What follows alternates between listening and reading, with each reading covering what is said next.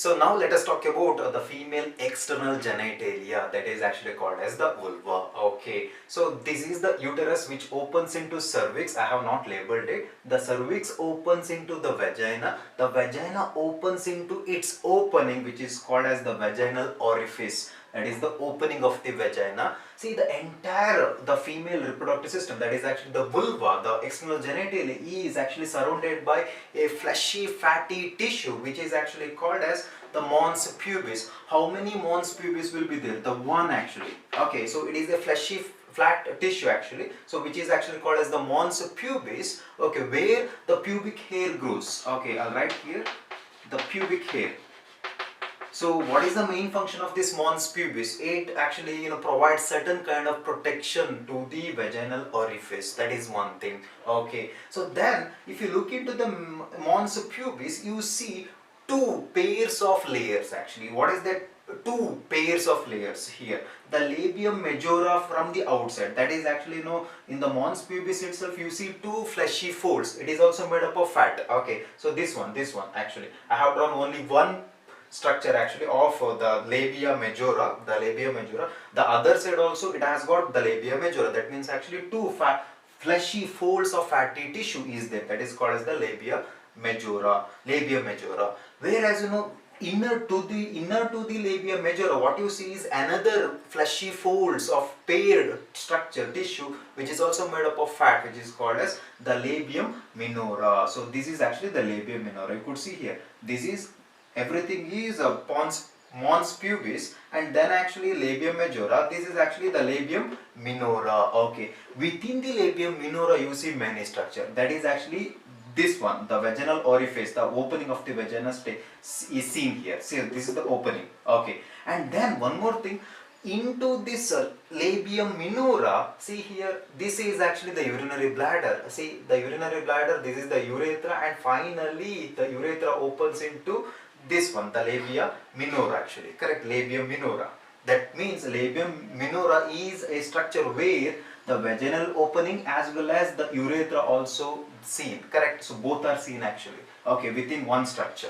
That means in the case of male reproductive system, there is only one opening for both the release of sperm as well as the release of urine, that is urethra. But in this case, urethral opening is different and the vaginal opening is entirely different. So birth canal is different, the urinary structure, or the structure which is related to the release of the urine is entirely different. The opening is different, correct? Okay, so that opens into the labium minora, and then towards the anterior position of this labium minora, what you see is a small structure is seen which is called as the clitoris. You may get a question for your NEET.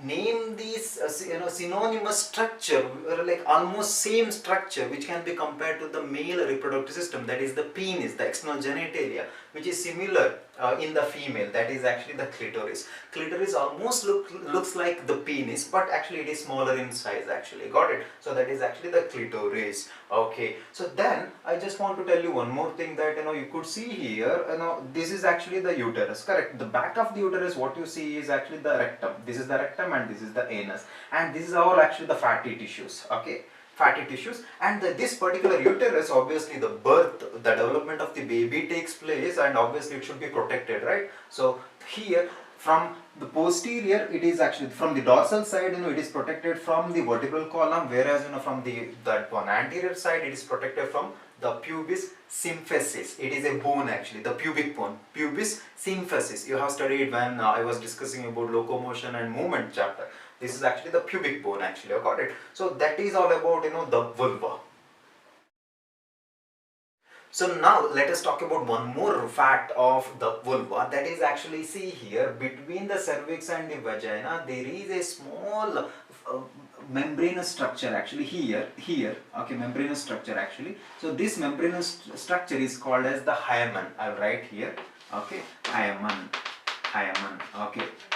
So normally the function of the hymen is to protect the inner structure of the vagina actually, got it, from the outer surface. Okay, that is the primary structure function actually. But even actually during the sexual intercourse, the first sexual intercourse, normally it will be broken, the hymen will be broken. Okay, Okay, so hymen will be broken, but we cannot take this as one of the indicator as the female is virgin or not, whether she has experienced any sexual intercourse or experience. We cannot consider it. Okay, so that is actually one thing to remember. Hymen can be torn at any time when cycling, or maybe a female falls, or maybe during accidental cases. Okay, the hymen can be broken at any time. So hymen is not a correct indicator of the virginity in female. Just you have to remember the basic function of the hymen is which actually protects the inner surface of the vagina. Okay, so we cannot take it as the indicator of virginity in females. That is actually important thing.